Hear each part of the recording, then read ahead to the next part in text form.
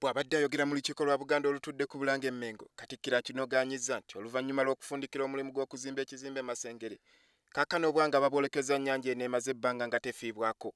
Mukomaddamula agambye nti mu nteekateeka eno Obuganda bugenda kuzimba bbugwe okwetooloola ennyanja eno, kino kisobozese okutangira abasuulamu obukyafu okwonossaako okukola amakubo agagyetoolodde.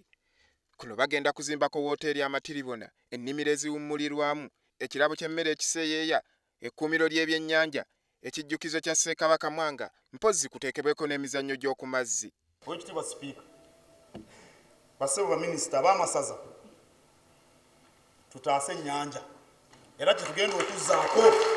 Ebyokola bingi naye ebisookerwako bya mirundi nga 6 kambibabuulire. Ekisooka okussa bbugwe okwetooloola ennyanja. Weebale nnyo omulongo, weebale.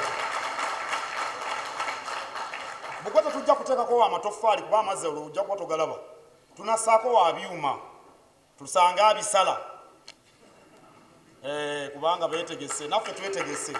Bino byonna bigenda kukolwa nga bayita mu nkola ya Buganda Twezimbe, omuli okusonda ettoffaali ng'enkola bw'ebadde ku mirimu emirala egikoleddwa.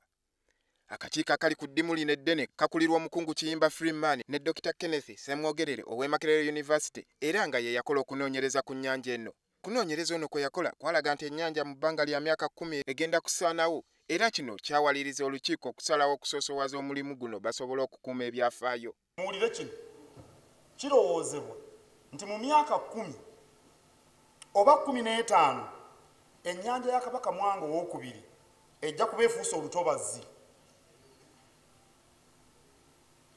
Ate mu myaka 2 oba okutuuka ku 3 efuuke ekisaalu emeremu n'ebitoogo,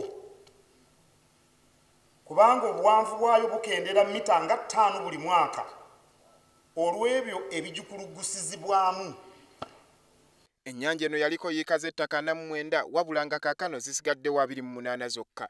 Mukomaddamula agambye nti weewaawo eddwaliro lya Kabaka lyetaagisibwa mangu ddala, naye ensonga y'ennyanja emukutteko nnyo, olukiiko ne lusalawo ye beetandikibwako.